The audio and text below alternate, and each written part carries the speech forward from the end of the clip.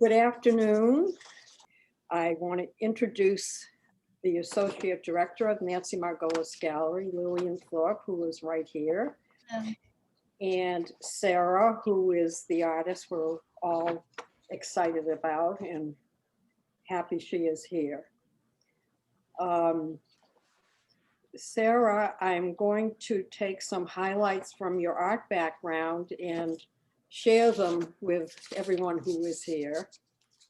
Sarah Lubin received a BA in art history from McGill University in 2001, followed by a year in foundation studies at Central St. Martin's College in Art and Design in London. She received an MA in art history from Columbia University in 2005 and an MFA in painting from Massachusetts College of Art and Design in 2010. In 2019, Lubin was awarded the very prestigious Elizabeth Greenshields Foundation grant. She is the recipient of a finalist award from the Massachusetts Cultural Council, and her work was featured in the Northeast issue of New American Paintings in 2018. I believe, isn't that where we first saw her work, Lillian? Yes. And Lubin currently lives and works in Boston and New York. I have a few remarks I want to personally make. I want to compliment Sarah on the unique body of work she created for the exhibition, Staying In. I also want to compliment her for the striking, rich color palette she's developed. It is amazing. And the multiple range of colors that she had to mix for these paintings had to be a demanding and time-consuming part of creating this work. Although she let me know that she loves this part of painting. The mood in this work is cool, detached, and deeply contemplative. This mood challenges us to question, what are they thinking, the figures in the paintings, and what is going on? Clearly, a lot of thinking is going on in each of these paintings. There is much more to be said about the 9 works in this exhibition, and I will now leave it to Lillian and Sarah to carry on from here. Okay. Hello, I am Lillian Thorpe, the Associate Director of Nancy Margolis Gallery. And before Sarah and I begin discussing her work, I just want to let you know that at about halfway through the event, we will open it up to questions or comments from the audience. There are 2 ways that you can ask a question at that time. The first is by typing a question in the chat box, and then I can read it aloud. And the second way is to click the raise hand icon, and then I will unmute you and call on you. Now, before we jump into the conversation, I want to go through each of the 9 paintings in Sarah's show to give you a visual reminder.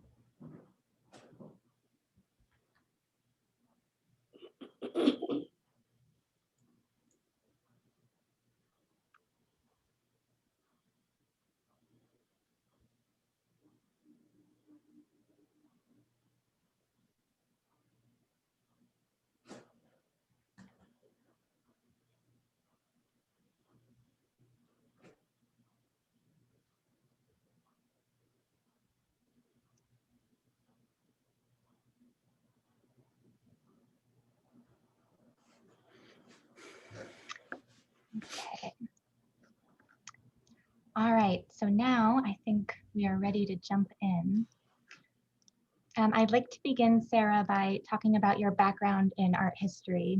As Nancy mentioned, you received both a BA and an MA in the history of art. And I was wondering if you could talk about how your background in art history shaped how and what you paint.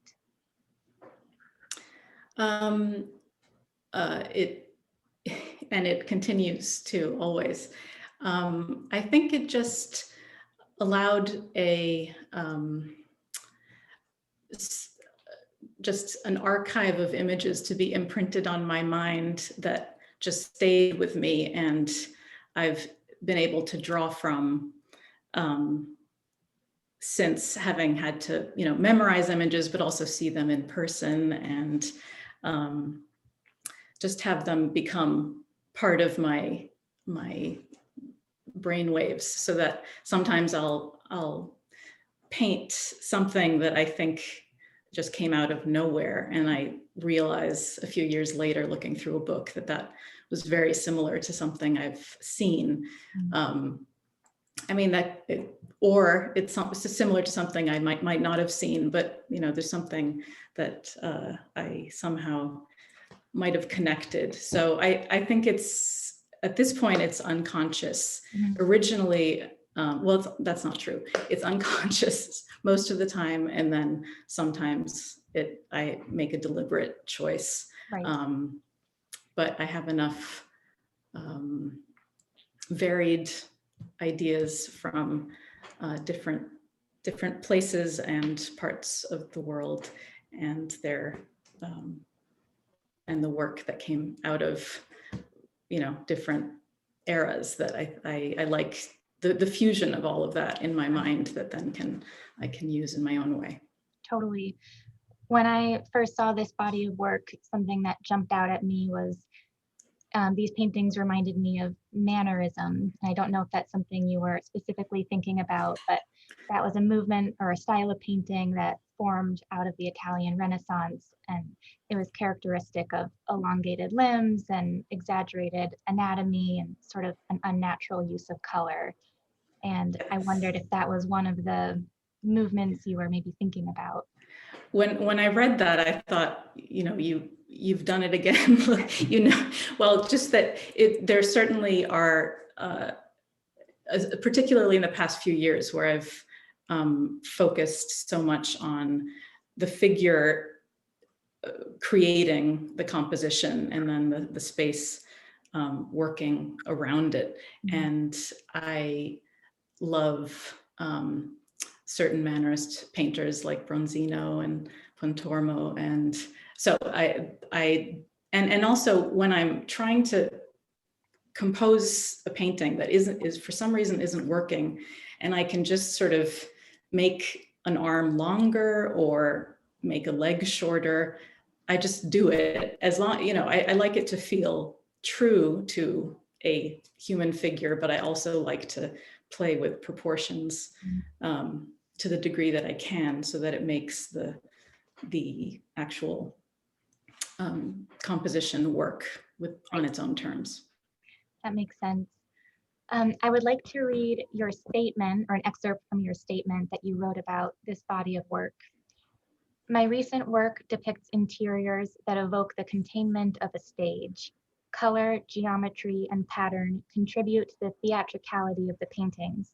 The choreographed figures function as architecture in the space, defining the composition through varied poses. I think there is something very theatrical about your work, and sort of this body of work in particular. You mentioned that, as you stated, your figures appear very choreographed, sort of as if they were directed or arranged on a stage. And then in a more, overt way, you sort of confront theater in the painting Rehearsal, which is that deep red painting, and just in the title Rehearsal, and also in the imagery of the woman emerging from or drawing a curtain. I was wondering if you could elaborate on the themes of theatricality in this work and how that originated. I think that the shallowness first, that there isn't deep space. I'm interested in having everything somewhat condensed, And then the fact that it's not the figures are, or the scenes are not meant to appear like snapshots. Mhm. They're meant to appear like a distillation of something that isn't just a spontaneous moment, even if it is a moment, but it's somehow made more endless in how it's conceived. So the theatricality, yeah, I think it's more, it's thinking in terms of the choreographed posing, placing the elements in a particular way, without words. Right. And I think another aspect that sort of adds to this sense of theater and drama is your use of color.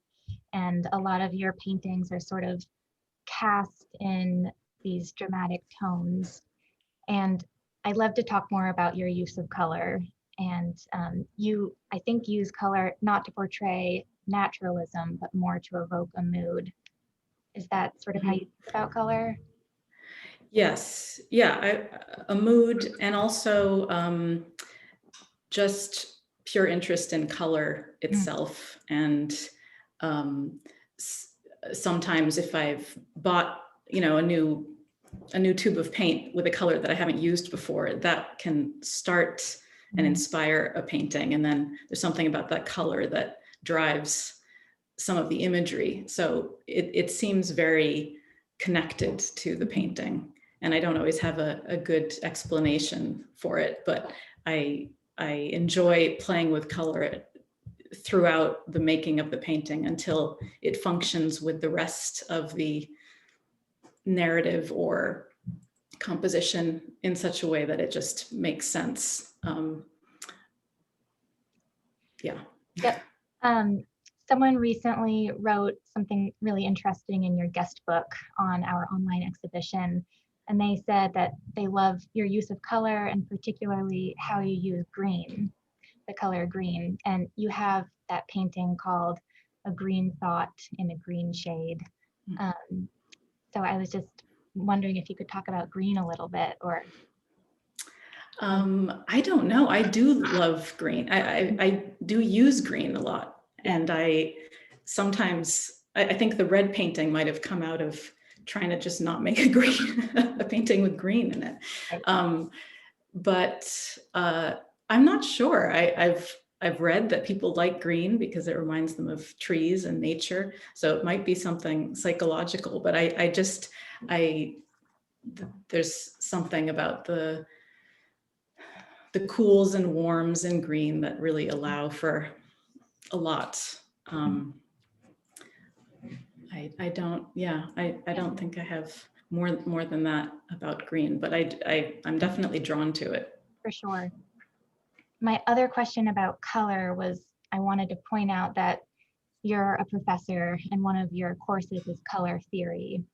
And I was wondering how teaching and always talking about color theory maybe inspires your work, and or do you ever get inspirations from your students or just the act of teaching color theory? Definitely. I had never taken a color class before teaching color. So I'd studied it through painting, but not in any technical way. So once I had to start doing that, it started making me think differently as I worked about what the possibilities were with color. And then students can always come up with good ideas, and I just, I'll take ideas that I see them coming up with if it works for me too. Yeah, I've learned a lot from teaching it, definitely. Got it. I love how in a single painting of yours, you combine sort of contrasting elements. For example, areas of your paintings can be very representational and detailed with soft curvilinear lines. And then right next to that, you'll have geometric shapes and pure abstraction. And I think that's very interesting, and that's what makes your painting so engaging to viewers. But I was wondering if you could talk about how you decide which elements to generalize and which to render in more detail within one composition. It's not, well, generally I've been interested in painting faces and hands and just making that more rendered and clear or sculptural in some way versus the flatter areas of color.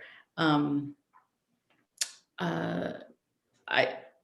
think it's, I'm not sure why. I think I just like, I remember many years ago, I was painting people in paintings, but they were more abstract, and there wasn't a lot of facial expression or features even.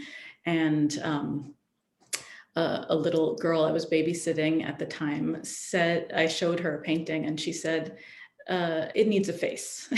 And she was about 4.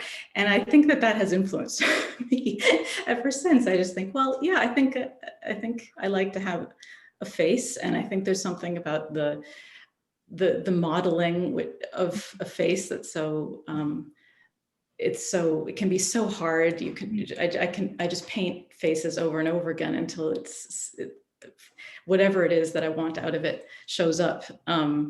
But I think it does ground the painting to have that specificity. Right. And then because I just enjoy the elements of color, texture, pattern, transparency, and all the things that paint can just do also on its own, I incorporate that into the overall painting. For sure.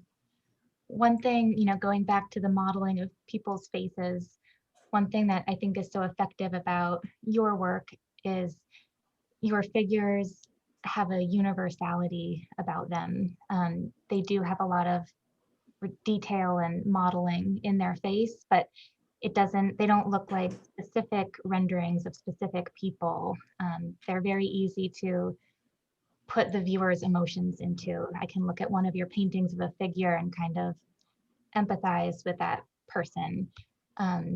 Is that something you think about, just making them more general and universal than yes. Or are they specific people ever? Are they portraits? They're not, no, they're not specific people. I can use a photo of someone or just a reference or a sculpture, but I never really use it to even copy anything specific about the features. It's really just to give me an idea of the modeling in a particular light. Or I will use myself too sometimes in a mirror and just to figure something out, but I've never, but the specificity of the individual, although I think they don't all have exactly the same look to them either. So it's not an overly generalized version of a person, but it's not specific people either. Right. We began to touch on it, but I'd love to talk about the more technical side of your process and how you approach a fresh, brand new painting. Do you sort of have a conception of what the final painting will look like in your head when you begin the work, or does it evolve as you begin to paint? It definitely evolves as I paint, and it evolves until the very end. Yeah. So I never have an idea. I mean, I have lots of ideas, and then I'll start one. I might work on that for a while, and then I have to turn it upside down and do something completely different with it. But there's something in the background that can start feeding into the next version of a painting. So there's certain ideas that I might want to try to use. And I have a lot of little paintings around my studio that I look at that I've made that were probably quickly done, but that gave me some idea that I thought would be good to try on a larger surface. So then sometimes that will, that will start happening, but it's not linear. It's always sort of jumping around and hoping that something catches, and then I can just pursue one painting, but it evolves in the process. I put one image down and then I add a different color, and then I have to shift something. So it changes up until the very last moment. Got it. You mentioned earlier in this conversation that your paintings aren't supposed to be like snapshots, but I was going to bring up photography and ask you if you ever think about photography or look at photographs for inspiration. To me, your paintings sometimes strike me as photographic in the sense that you're freezing time and kind of splicing a moment and just preserving it. So I was wondering if you ever do. Yes. Yeah. Definitely.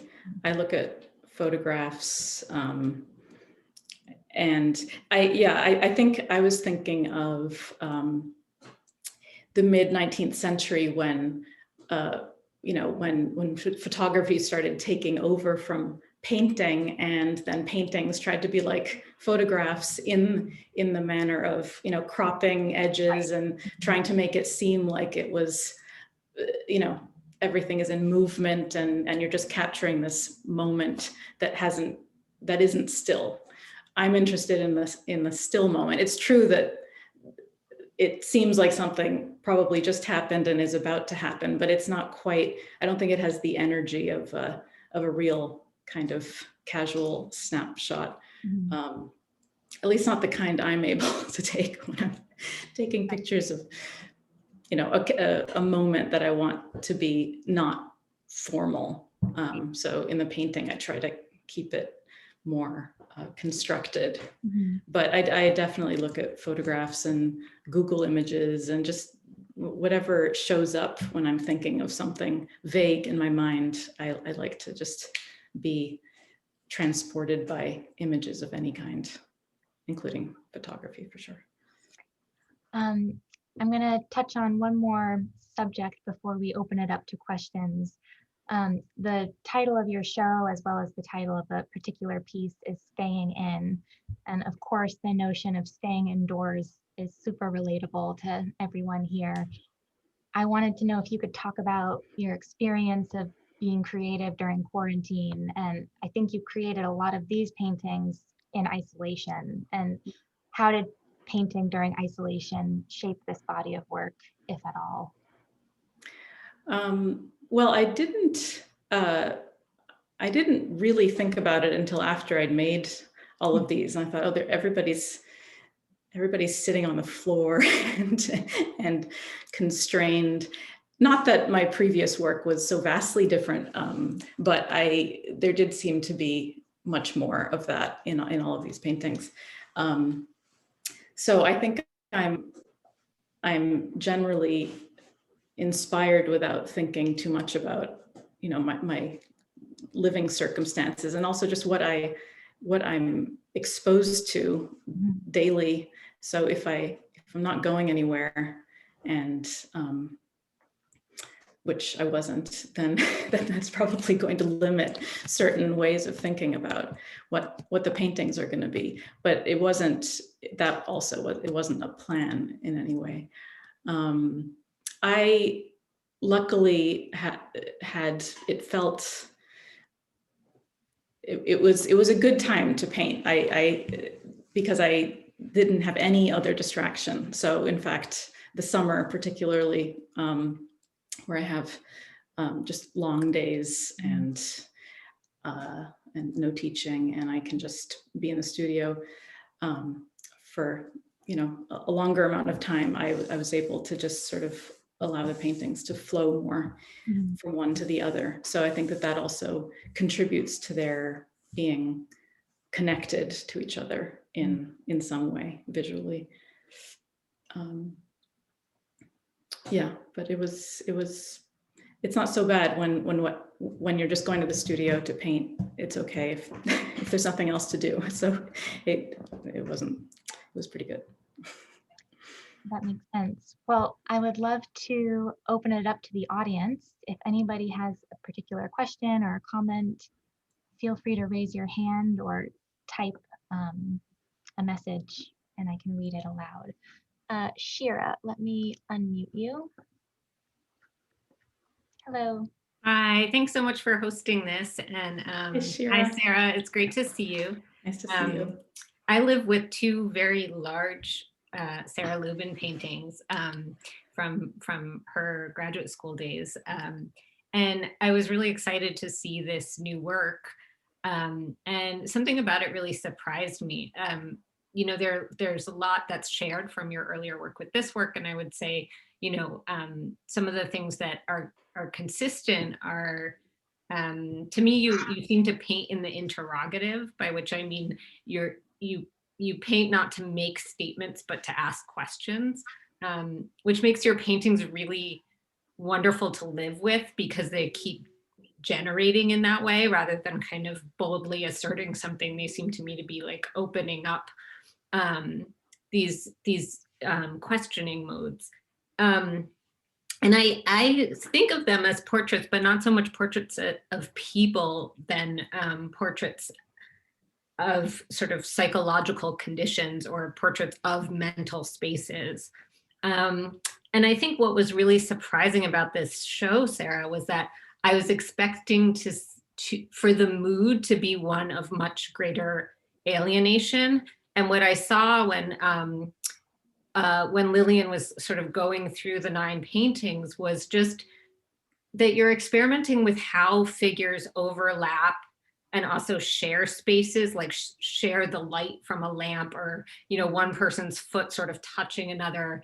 And it seemed to me like there was this real connection that was conveyed in the ways that both bodies and sort of light elements were connecting people. So I was wondering if that was something. So I found it really sort of surprisingly hopeful work, maybe even more sort of hopeful than your earlier work. Sure. So maybe I'm just desperate for optimism these days. But I just was wondering sort of how maybe this period of being in isolation, you talked about it being a productive period, but I was also sort of wondering about it as in terms of sort of how you were thinking about like the social world during this time.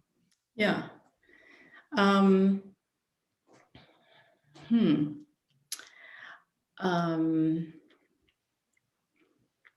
I think I missed my friends and my family. So I think that probably, because, well, one of the things that was mentioned or written somewhere about the figures being disengaged from each other, which on one level is true because they are psychologically seeming to be in different places, but often they are in the same place and in a kind of warm way, I think, being connected within a space. So I don't think the idea of isolation is particularly what I'm going for. I don't think, I think I would use a different word. I just can't think of what that word would be, but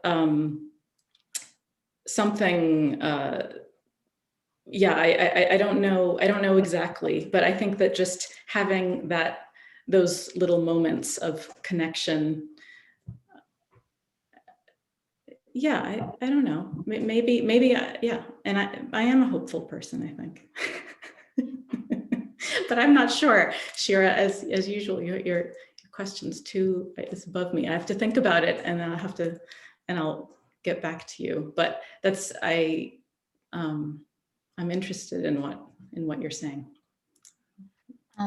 We have a question from Kathy Craig, who is one of our gallery artists, and she asks, I was interested to learn of your expertise in art history and the ways images from your knowledge could float up to inspire you. I wonder if you are also able to help yourself to a better feeling for yourself as an artist. That is, do you feel an increased understanding of yourself and where you are going by thinking about where you come from?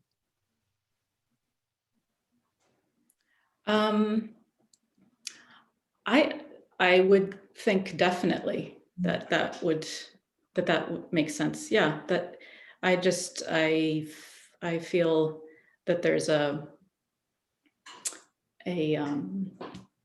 foundation of so much incredible work, artwork, architecture, sculpture, just history of everything. And that serves me in my ideas, even things that aren't visual, but history and literature and just anything that has happened before has served me. Thank you. We have a question from Sarah Jacobs, who asks, it was wonderful hearing about the new body of work as a whole, but each is so unique. Would you be willing to pick one or two to speak about in more specificity, perhaps in terms of a particular painting's process or form or content? And if you pick one out, I would be happy to put it on my screen so we could kind of look at it together. Okay. Lillian, why don't you pick one? Because I can't even think of what they are anymore. All right, let me, I'm really interested in shadowings and gleamings. So let me share my screen. Okay. So the question was about just the process or the? Yeah, or what drew you to, come up with this composition, or what were you thinking about? What were the feelings that? Yeah. I keep lots of sketchbooks, just and they're just filled with just little sketches. Some are more finished, some are less so, but I have a lot of drawings of figures in different poses that I go to when I'm trying to figure out where I might lead a painting. And I had a figure who was like this, the one in the front, in the foreground, for a long time. And she was mirror image of this. And so and how did I start with this? It's so funny because when I now see relationships to things that I didn't think of when I started this. I have a little sort of plaster sculpture of a peacock that has these scalloped edges. And I was looking at this and looking at that and realizing that it just looked upside down because it has that same quality. So I had her and I started painting her in the reverse. And then I had this other figure and I wanted them to be like wings.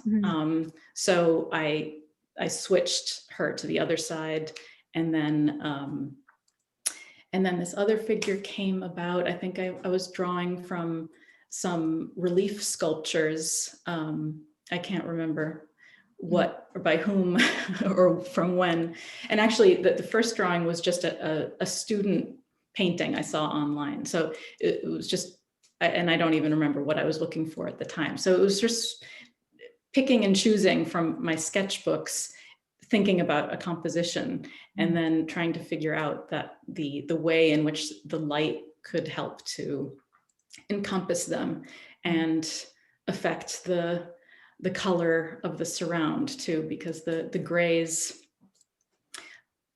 around in the back are warmer, and then they get sort of greener in the foreground and then browner. And that was a lot of nitpicking with color.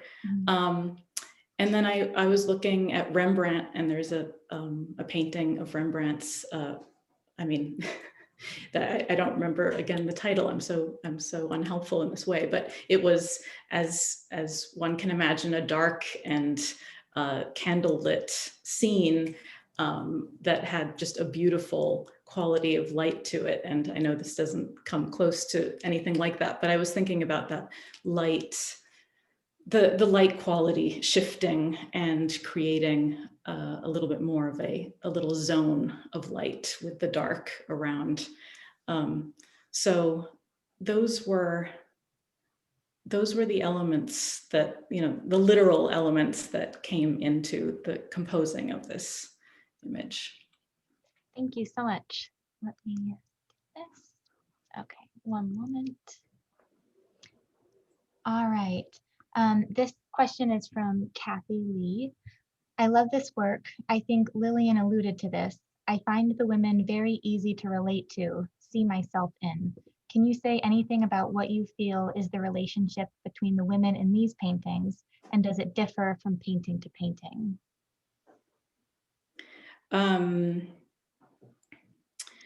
The relationship between the women in the shadowings and gleamings? Let me, I think perhaps in any painting In where any you painting. have, two or more figures together, to talk about the relationship between those figures, and does it differ from one painting to the next?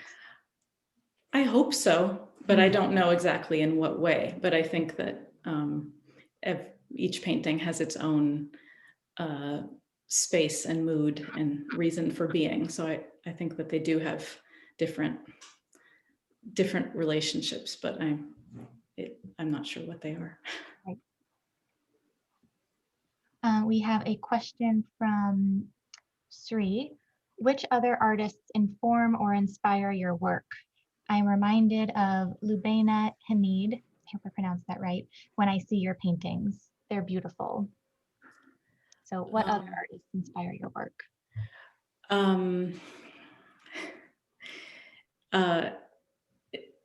I know this is always a question, and I always have a hard time because there's so many, and I feel like from one painting to another they change. Piero della Francesca, Matisse, Fra Angelico, Morandi, Balthus.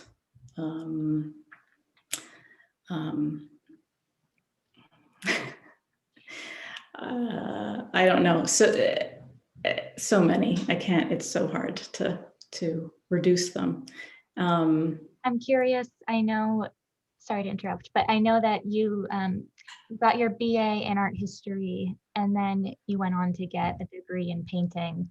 Do you think studying art history was a motivation for painting? Did that sort of spark your interest in painting? Meaning, did one come first, or were they sort of? Painting came first. Painting came first. Yeah, and being a little bit disillusioned with the idea of going to art school when I was younger made me decide to pursue art history, which I did enjoy, but then realizing I did not want to be, or I just wasn't, I didn't think I had, I could be a scholar in the way that people were. It just, I wasn't driven in that way. And just having a sudden and insistent need that I needed to do this, that I just had to, and I couldn't explain it to myself. But the art history was there, but the painting came first and was throughout and always stayed with me. I just wasn't sure how it would go. We have a question from Lorraine's iPad. You can go ahead and ask your question.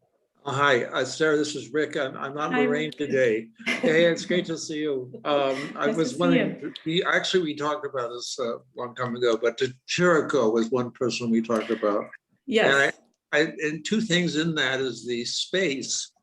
You create a really beautiful space. It's almost theatrical. And in the sense that you're always letting your people have a conversation that is actually a non-conversation. And I love that part of it because you can see it. You don't need to really actually hear it. And I think there's a kind of a sonic invisibility to it, you know. And the other person I was thinking about, two things is your color. I was wondering, I know you have studied color theory, you teach it, but have you picked up color? I mean, do you pick up color from other people? You mean, do I steal it from other people's work? Yes, yes, exactly. Yes, I do. I do. Don't confess to us. Yes, you steal. Yeah, right, right. And, you Yes, know, I do. Strangely, it's something that it's like when I move from a small scale to large scale, there's something in my nature that just does not allow me to stick to just putting something I already have into another version. So even with color, I will take ideas of a palette, but I usually change something about it No. because the painting tends to need its own something Yeah. of its own. Great seeing you. Beautiful painting. Nice to see you too. Hi, Lauren. Thank you very much. Barnaby Fitzgerald asks, have you read James Elkin's Why Art Historians Should Learn to Paint? No, I have not yet, but I I will. Yes, I know I have not read that yet. And just a comment from Lee, they said that, quote, nitpicking with color would make a great title for a book or memoir, etc. And I think that was a little snippet of something when we were talking about shadowings and gleamings. And Judy says that the painting behind Sarah reminds her of A Color by Morandi. And I can totally see that. Oh yeah. Well, this is not by me, but it is by another artist I love named Gwen Straley. And I think Morandi, one of the reasons I like her work is also how she thinks of Morandi, I think a lot too. I do have a question. Going back, I was inspired by Sarah Jacobs' question about, specific paintings. And going back to that red painting rehearsal, could we just look at that for a minute? Yeah. Yeah, let me pull that up.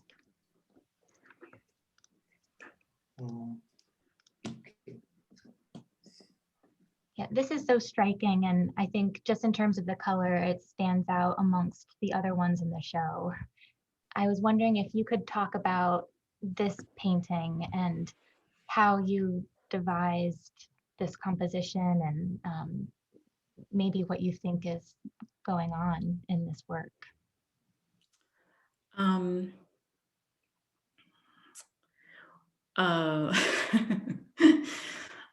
Oh, what is going on in this work? Well, the color itself, as I had said earlier, I was just trying to make a red painting. I just hadn't, I can see that I did use green, of course, because I couldn't get away from that entirely. But so that was one thing. I'm trying to think. I think the chairs, there's something about that shape again. And actually that shape seems to be recurring in some of the other paintings as well. A bit of the scalloped shape that for whatever reason started to come into the imagery that I was painting, and thinking about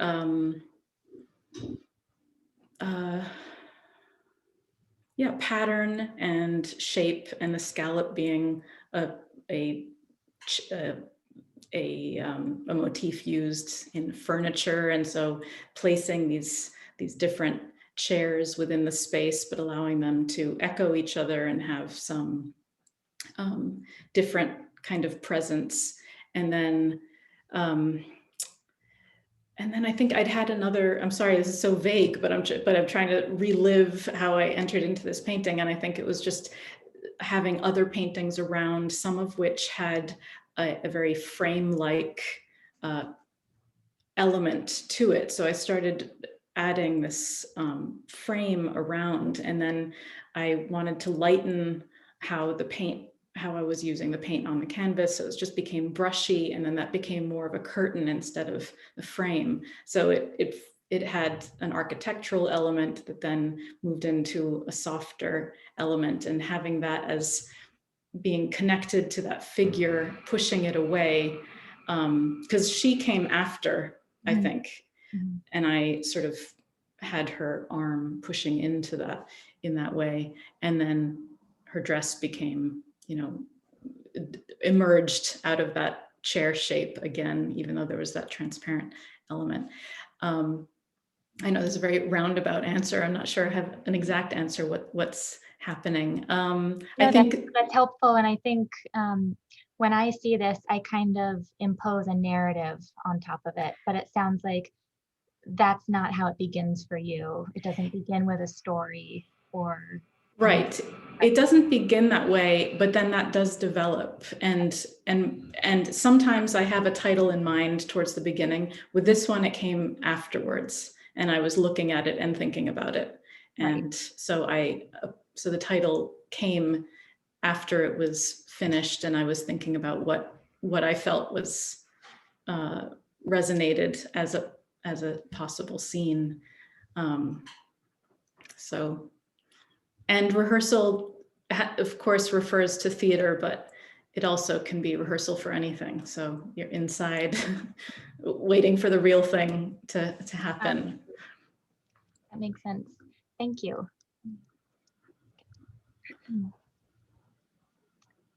I have a question. Go ahead. Okay. All of your paintings are of women, and I was wondering why. I can imagine there are all kinds of answers you could give me, but I'm curious what you would say. Why is your Yeah. question? Yeah, why? It's Nothing wrong with it, but just curious. no, I know. And actually, I will say there is one man in one of the paintings, but I won't tell anybody which one it is. Oh. Well, actually, I also think that there's a certain amount within the figures that doesn't necessarily have to fall into one category or the other, I would say. I think there's a little bit of just, this is a human figure here, and there's not always very, I mean, generally I agree, but that's not always the case. Why? I think it's, I think it's familiar. Well, I don't, at this point, I just think of them as part of my props for my paintings. Just thinking, okay, well, Why women? no, I know. What I was going to say is, I think it's just what I'm most familiar with because I am one. I think that's it. I think that might really just be all there is to it. There's also in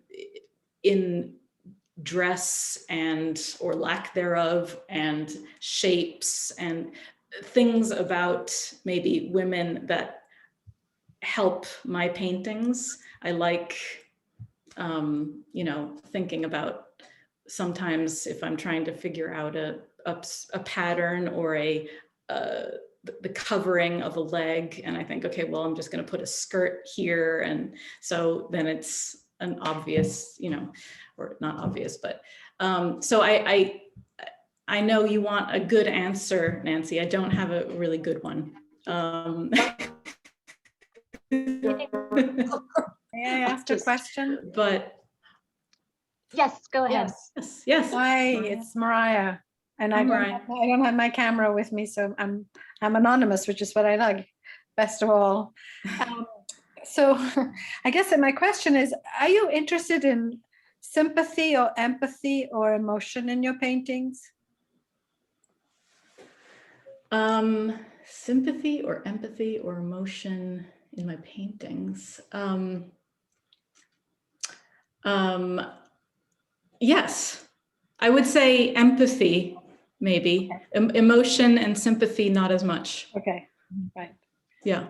Because my first thought was you're not interested in emotion. in the paintings. I mean, obviously Yeah, you're human and therefore you're interested in emotions, but as a painter, is that, yes. I think, in my perception is, like Piero della Francesca, he's not interested in emotion either. You know what I mean? But I do know what you mean, and I would say that I'm not interested in emotionality or an overt emotion, but I think emotion is can be there even when it's not a very literally illustrated version. I mean, emotion is for the human being, the viewer. If that's how if they feel something, then I think that's emotion. Oh, So yes. I don't mind feelings, yeah, but I'm not trying to Right. something extreme in that Right. way. But Right. empathy, I think, is just you just see something familiar. Yes. So I think I would hope for that. Yes. Yeah.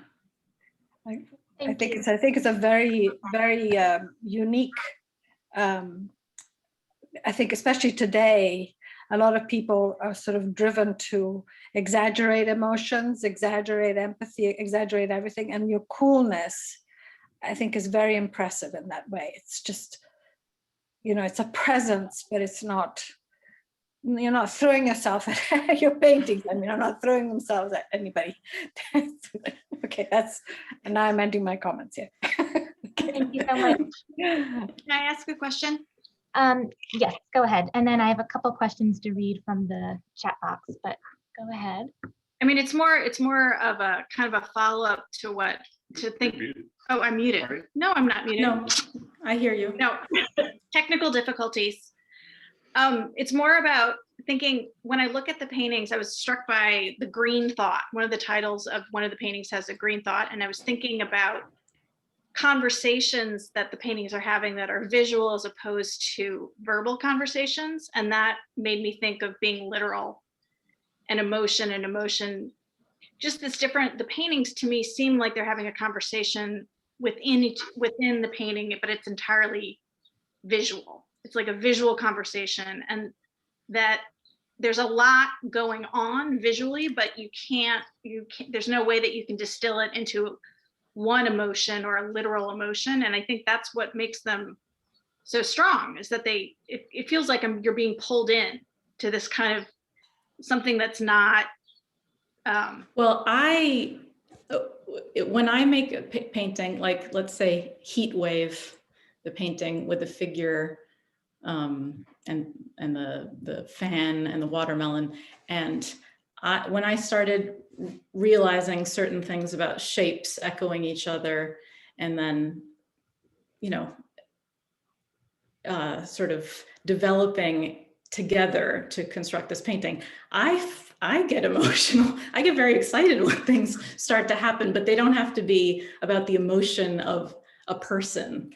It's just it's the visual, like what Liz is saying, something about what's happening visually that creates a relationship between the parts that can be really exciting. Maybe not emotional, but fun. Thank you. We have a couple more questions. I know we're almost out of time, but I want to read this one by Jessica Foley. She asks, I find the work to be exceptionally balanced and that there is a sort of classical beauty in the work. Despite the heavy color saturation, they feel so quiet and still. Do you see beauty and quiet as opportunities for reflection? Is the work about finding a place to pause and contemplate? Yes, that sounds good. That's in line with. Let me see. I'll squeeze in one more question. Sri asks, outside of a pandemic, does travel inspire your work? Something about this painting in particular feels very cultural, exotic maybe. And I think that's when we were looking at rehearsal. But does travel play a role in your work when travel is possible? Yes, I don't know. I'm not in terms of that painting specifically. I can't think of it plays a role.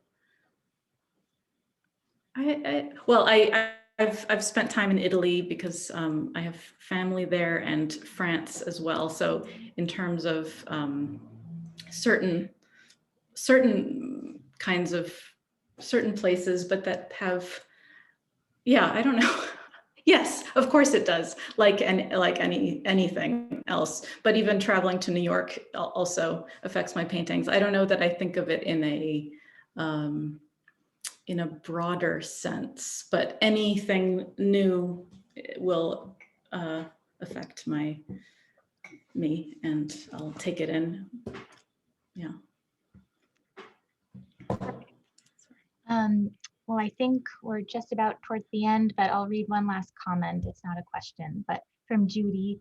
I think there is a mysterious quality, hard to read people's emotions in the picture, which makes it interesting.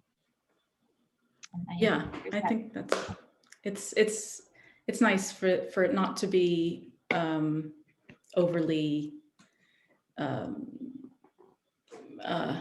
what's the right word? I don't want people to know what they're supposed to feel. I think it's nice for it to be open for the viewer. So. Well, thank you so much, everyone. And I just want to make a comment that Sarah's show has been extended through April 30th, and it will be on display in our viewing room through April 30th.